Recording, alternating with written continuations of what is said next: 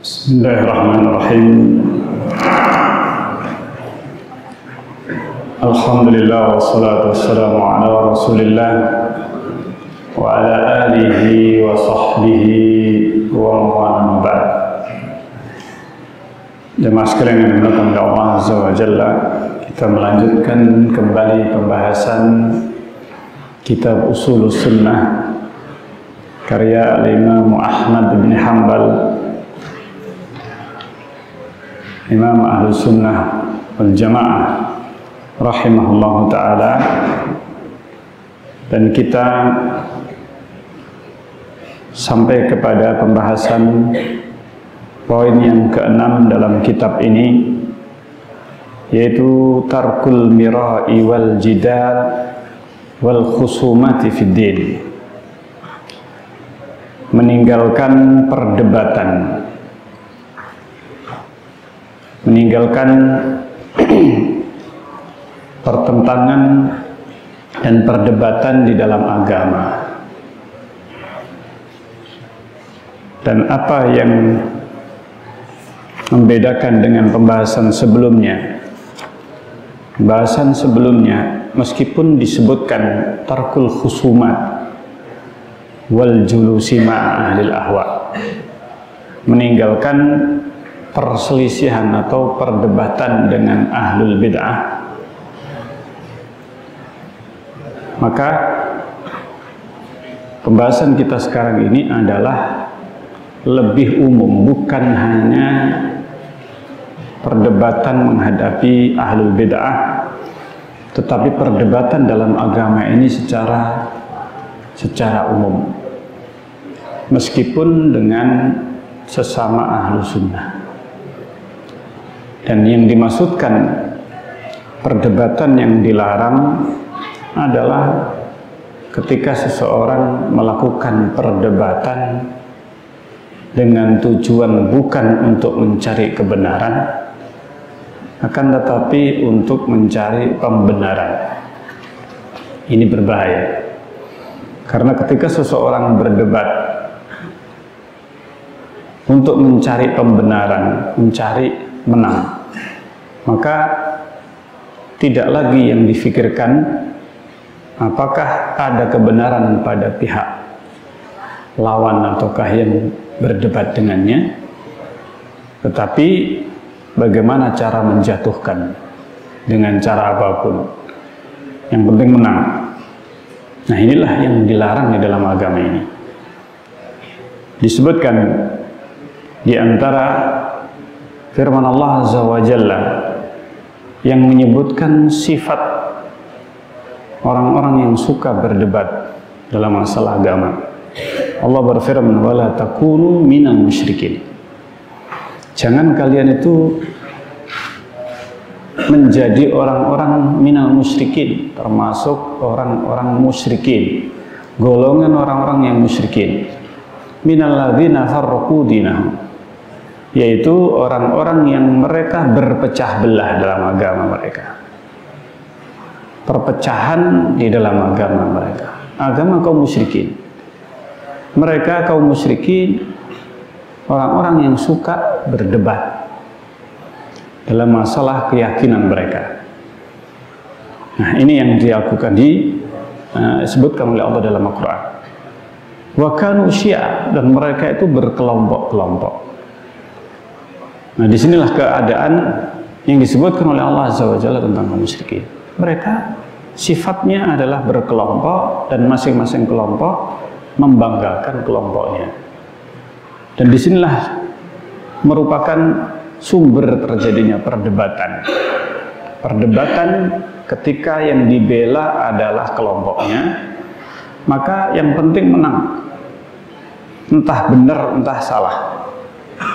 Yang penting adalah kemenangan.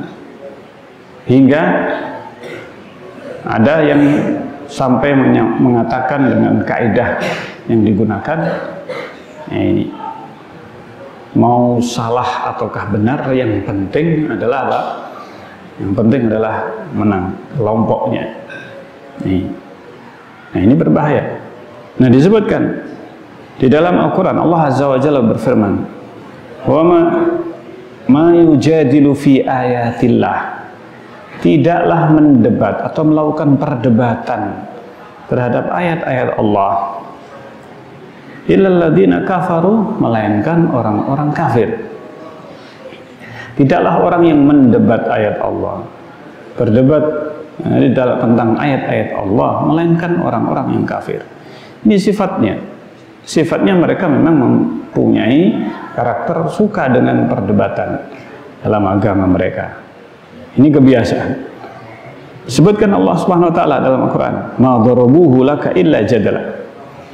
Ma darabuhu laka illa jadala. Tidaklah mereka membuat perumpamaan ataukah perkataan yang mereka buat. Mereka tidaklah mengatakan kepadamu kecuali hanya untuk berdebat. Ma darabuhu laka, tidaklah mereka membuat berbagai perumpamaan kecuali hanya untuk melakukan perdebatan saja. Balhum qaumun khasimun, bahkan mereka itu adalah orang-orang yang kaum yang khasimun, yang suka khusumah, suka dengan perdebatan. Jadi ketika diajak oleh Rasulullah SAW, maka mereka berdebat. Mereka mendebat Rasulullah SAW. Ini.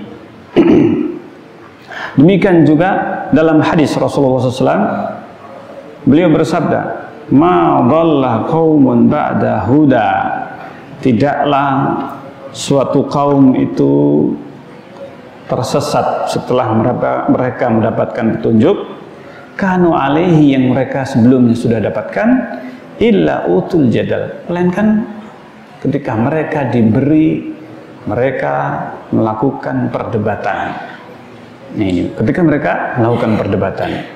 Nah, disinilah disebutkan bahwa ketika Rasulullah menyampaikan hadis ini, beliau menyebutkan ayat yang tadi dibacakan, yaitu ma darabuhu laka illa jadala. Mereka ini kaum musyrikin, ini sifatnya kaum musyrikin. Mereka orang-orang yang suka berdebat dalam masalah agama ini, sehingga agama bukan mereka pelajari, mereka fahami, tetapi dijadikan sebagai bahan perdebatan, bukan untuk diamalkan. Bukan untuk diamalkan.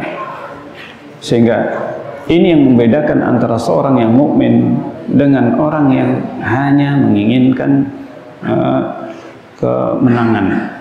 Ini yang penting menang, yang penting memiliki nama ataukah keterkenalan. Ini yang berbahaya.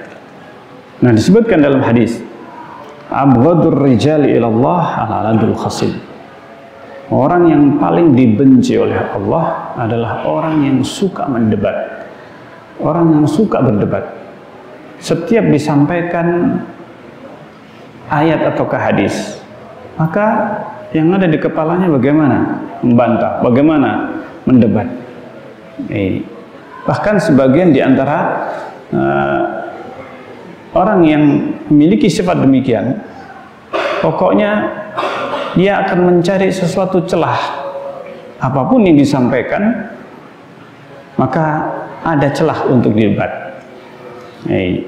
Maka disinilah sifat yang dibenci oleh Allah, al-aladul khasim, yaitu suka perdebatan.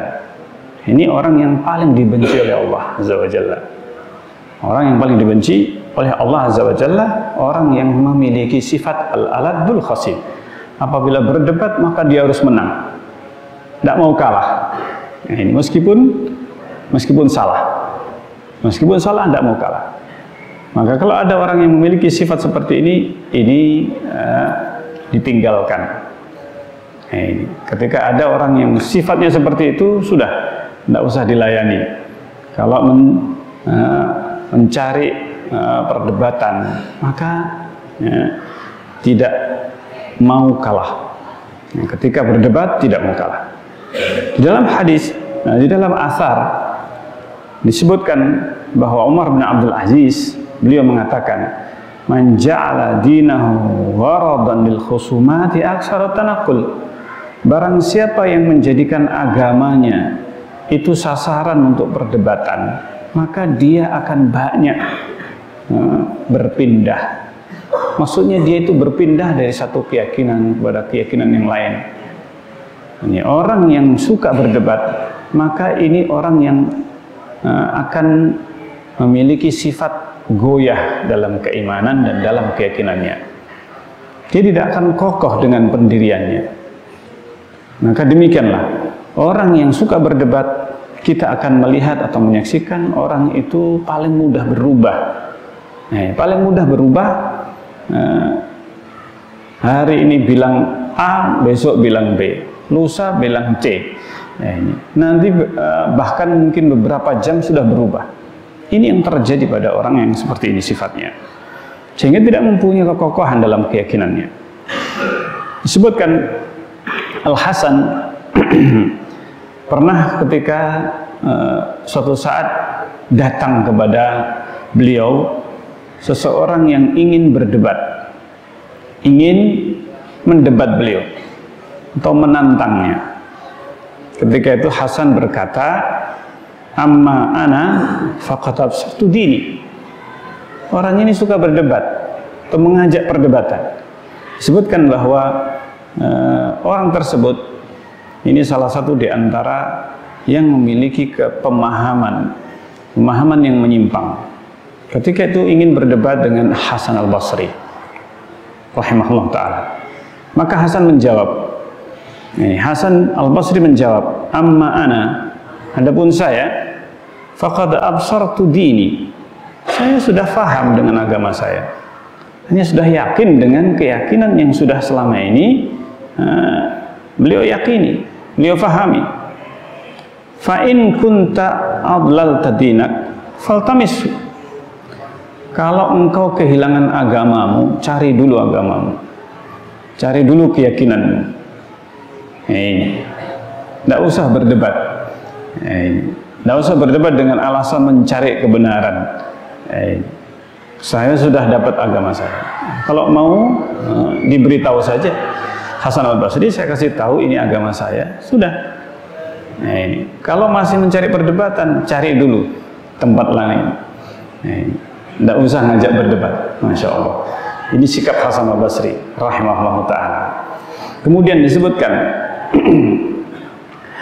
dinukil dari Ahmad ibn Abi al-Jauza atau al-Hawari rahimahullah ta'ala, kata beliau, qala li Abdullah ibn Basri,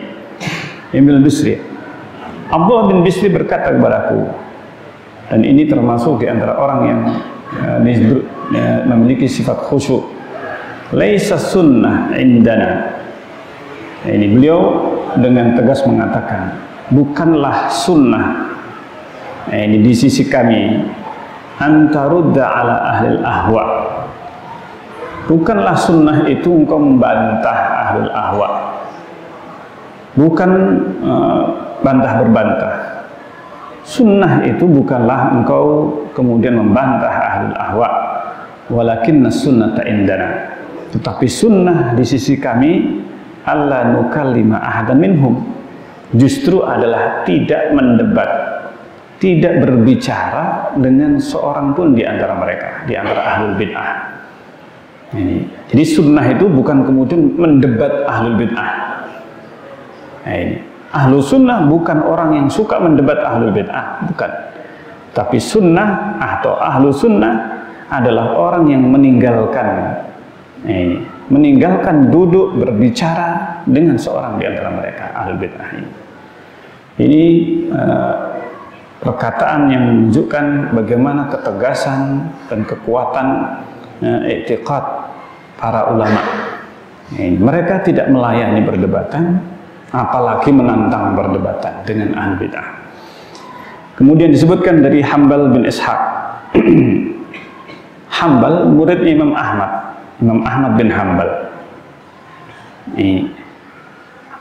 Beliau mengatakan, kuntu kata barajulun ila Abi Abdullah. Ada seseorang yang menulis surat kepada Abu Abdullah, yakni Imam Ahmad bin Hambal, gurunya. Kitaban yasta'dinu fihi an yada'a kitaban. Dia ingin menulis surat atau meminta izin untuk membuat sebuah kitab yashrahu fihi ar-rad ala ahli bid'ah. Ingin menulis atau ingin membuat kitab yang menjelaskan, mensyarah, di dalamnya terdapat bantahan kepada ahlul bid'ah. Ini. Dan ingin hadir dalam sebuah majelis bersama ahlul kalam, fayunadhirahum, kemudian melakukan perdebatan dengan mereka, wa yahtaju alaihim, dan menegakkan hujjah kepada mereka. Maka Abu Abdullah Imam Ahmad bin Hanbal membalas surat tersebut. Dalam tulisannya Imam Ahmad bin Hanbal, beliau mengatakan, Bismillahirrahmanirrahim, ahsanallahu akibatak, semoga Allah memperbaiki akhir hidupmu, wa dafa'a anka kulla makruhin mahdur, dan semoga Allah menghilangkan darimu segala yang dibenci dan dihindari. Alladzi kunna nasma, yang kami dengar, wa adrakna alaihi man adrakna min ahli ilmi, dan dari siapa yang kami temui di kalangan para ahli ilmu, para ulama, guru-guru Imam Ahmad bin Hanbal, yang sudah kami dapatkan dari ulama, dari guru-guru kami, para ulama, annahum kanu yakrahunal kalam, adalah bahwa mereka membenci, tidak suka berbicara wal khawd ma ahli zaid, dan berdalam-dalam berbicara dengan ahlu zaid, orang-orang yang menyimpang akidahnya, menyimpang pemahamannya dalam agama ini, meninggalkan. Ini kebiasaan para ulama, mereka orang yang lebih kokoh ilmunya, mereka meninggalkan. Innamal amru fit taslim, sungguhnya perkara dalam agama ini adalah berserah diri dengan dalil, maksudnya wal intiha ila ma fi kitabillah, dan berhenti dengan apa yang ada di dalam kitabullah Al-Quran, wala ya'du dzalika, tidak melampaui batas, melebihi batas hal itu. Artinya tidak perlu memperpanjang perdebatan dengan mereka ahli bid'ah. Walam yazalin nas yakrahuna kulla muhditsin, dan senantiasa manusia mereka membenci semua orang yang muhdits, orang yang mengada-adakan perkara baru dalam agama ini. Nah, ini baik itu min wad'i kitabin, baik itu membuat kitab, au julusin ma'a mubtadi', atau duduk bersama ahlul bid'ah, yuridu alaihi ba'da ma yalbisu alaihi, untuk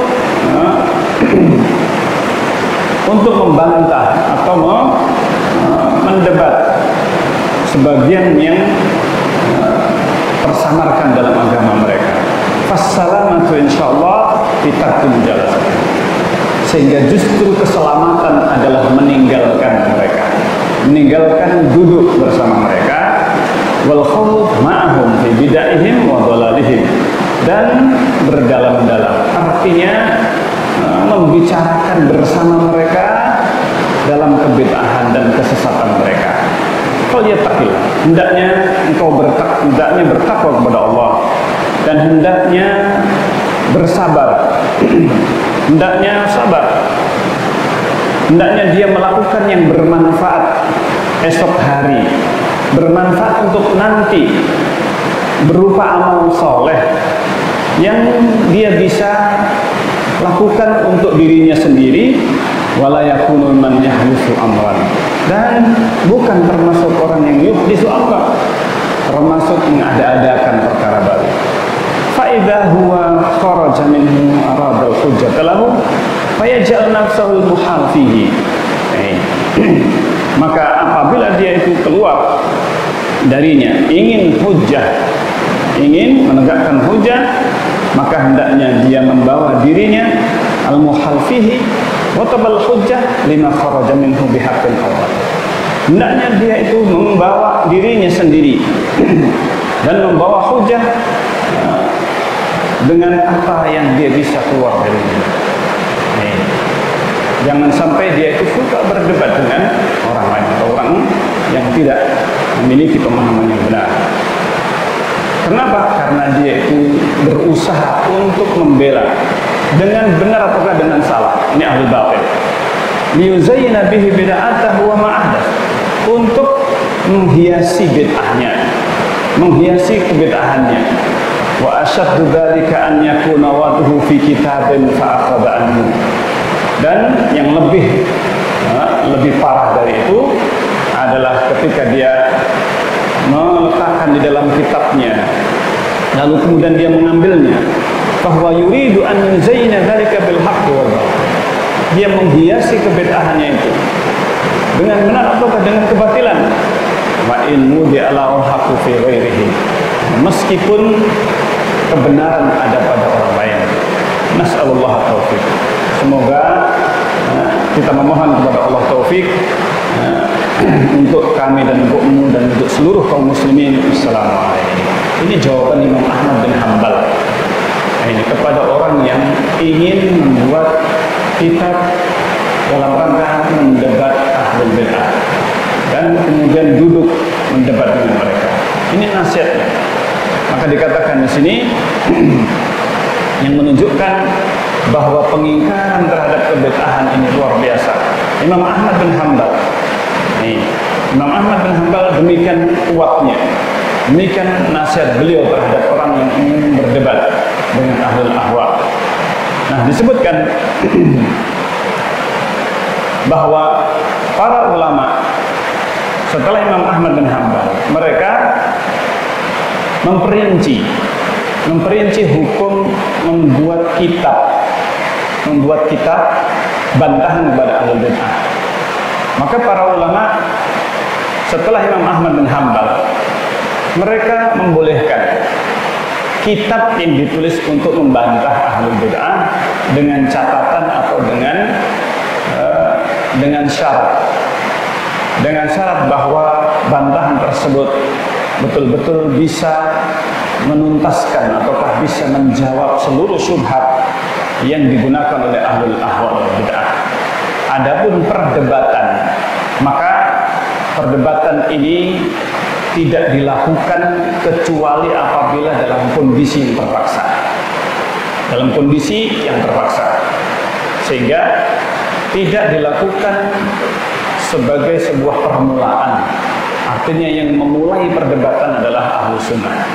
Ini bukan kebiasaan para salaf.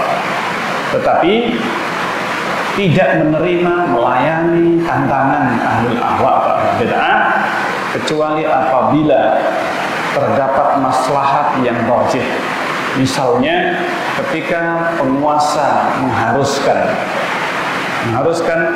hal tersebut, mengharuskan untuk hadir menghadapi tantangan ahlul bid'ah.